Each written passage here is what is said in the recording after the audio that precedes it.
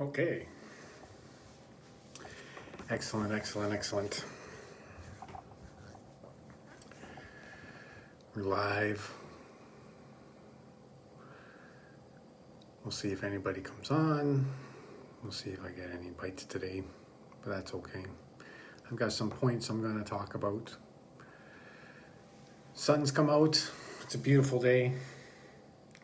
It's nice to see the sun again. We've had some cloud for the last few days, and that hasn't brought me down that bad, but I miss seeing the sun. I like sun gazing and seeing the sun in the morning when I get up.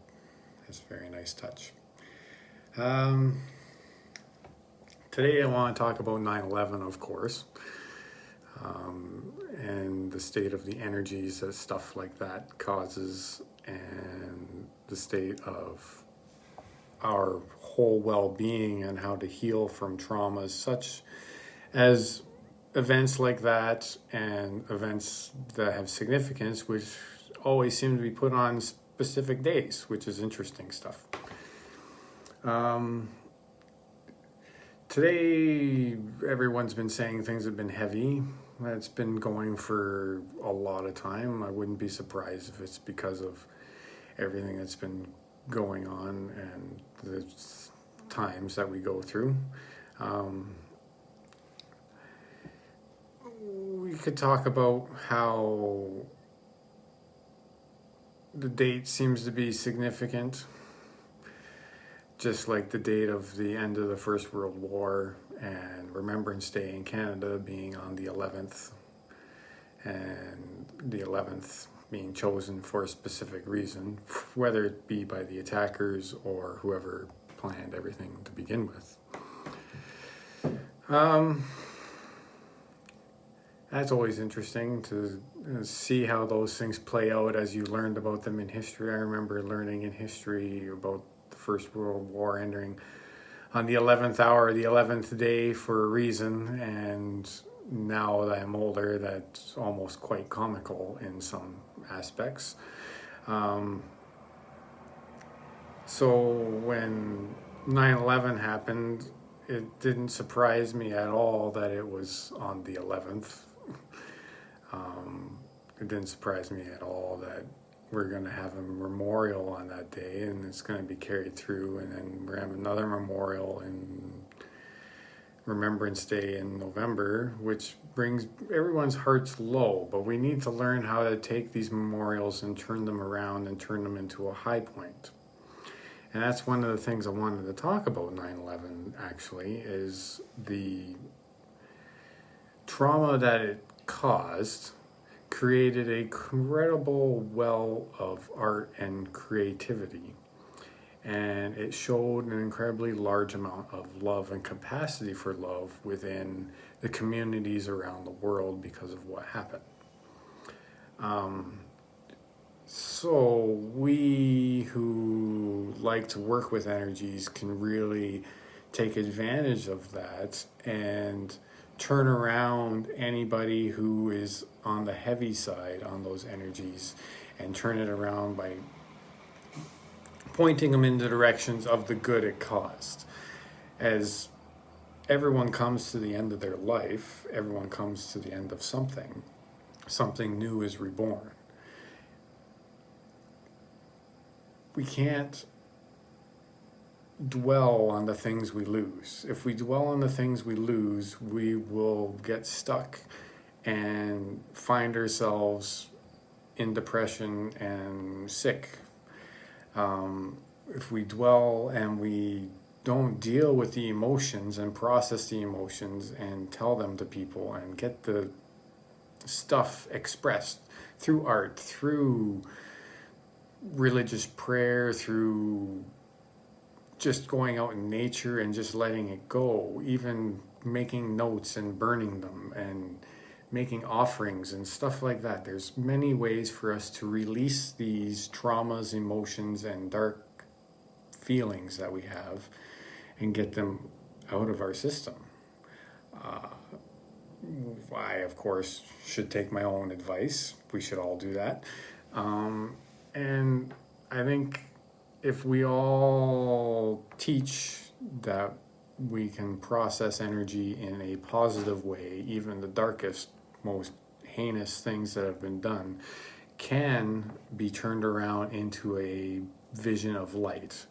It may take one story in a million to bring you light in some darkness, which is heartbreaking, but at the same time, that one beautiful story will give you love and significance for quite some time.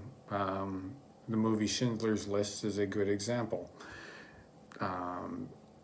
There's horrors at that time, but there's that beautiful thing of someone doing something that helps an amazing amount of people and makes a huge impact for the future. Now I'm getting teary-eyed thinking about that one. I don't want to get too far in. But let's talk about the state of energies. The state of energies that we have right now are heavy because of a lot of negative things going on around us. If we dwell in that negativity, we're going to get wrapped up into it and get lost to it and never surpass it. We should definitely think about finding ways to brighten our days in these darker times. We have fires, we have environmental change, we have COVID going on, we have so much. We could make so much difference if we just learn positive spin, but not necessarily spin. I don't want to say spin. Spin sucks. That's a horror. Positive reflections on negative things. And that's what I do in my dreams, is when I get into a dream, I'm locked in a dream and I know I'm in dream state because of significant practice as a kid. Dealing with nightmares, you get to learn that it's a dream and it can't hurt you pretty quick.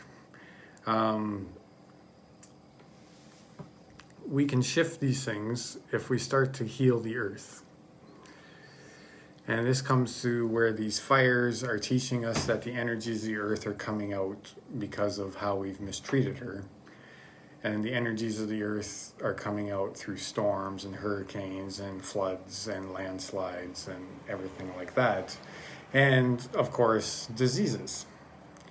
So how do we turn that around? Well, it starts just by planting a garden, which I touched upon in my last video and talked about how people were doing a great job this year planting gardens and growing their own food and doing more. And we can do this more and more.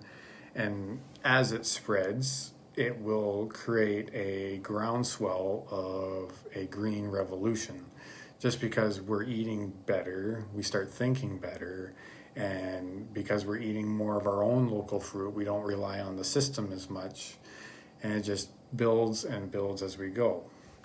An unfortunate thing for that has been on Facebook and that a lot of the people I knew that were very attuned to nature and very good at producing for themselves and would have been great teachers for that have been thrown away because of their political views.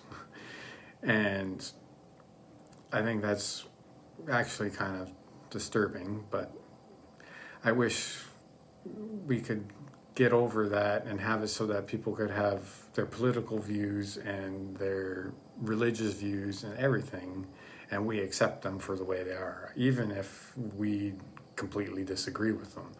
I would much rather have them in the conversation and talking than completely removed. This removal of people from the conversation is a disturbing trend, and I think we need to stop that. But we can get on the environmental restoration, and which is why I'm doing the mindful garden, the physical garden, which is my atonement to what we can do. And that's why I want to do a medicinal food forest. Mostly medicinal because the foods I want to grow will be better for feeding birds and stuff like that for the location that we're at. And we'll be able to grow local medicines that were traditional to the natives and stuff like that. And that's something that's very exciting to me.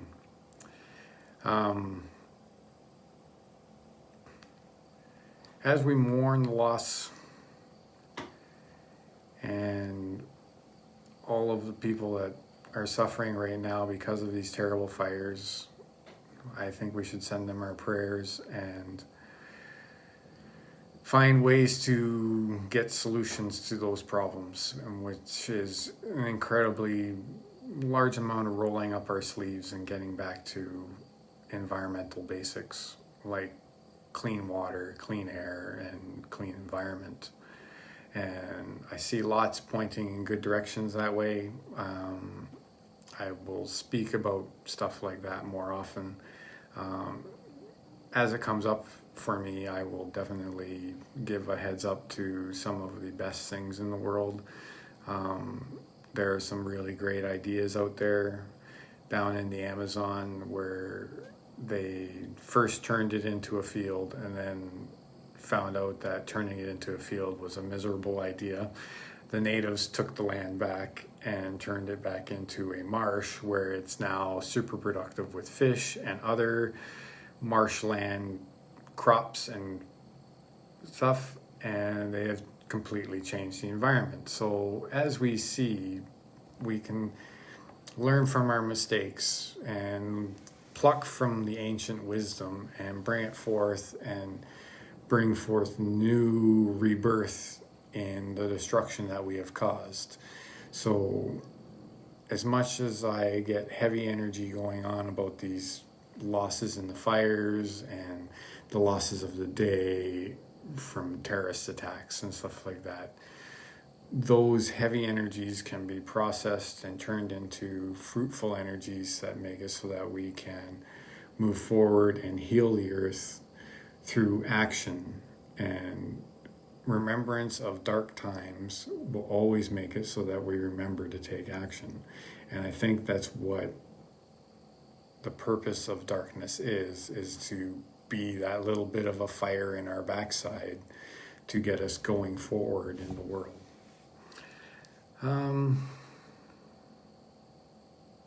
I think that's good enough for today. I enjoyed the comments from many people. I will touch upon as much as I can. I'm definitely gonna sort this out better, but things get better with practice, right? So I will practice, and you'll probably see me staring off in the windows because it's very nice outside and I want to get out there and enjoy a little bit of that and do some meditating. Might I suggest everyone take some time to meditate and ground themselves and center themselves. It's a very good idea to meditate and ground and get yourself attached to the earth and keep yourself flowing with the energies that they're there. Everything is definitely a interesting bubble that exists for us.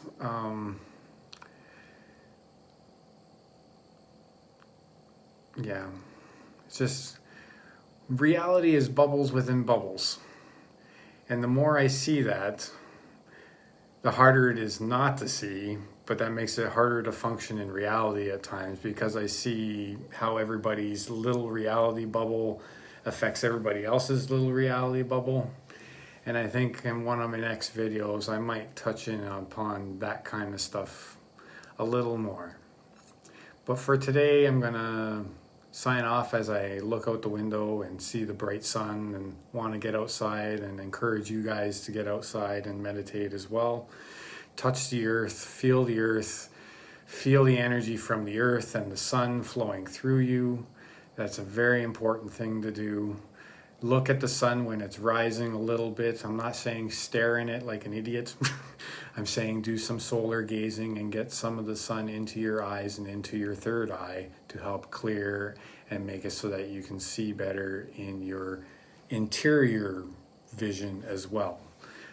I'm working on that because I don't see very well with my third eye, and I think I'm going to go meditate on that and work on that one right now.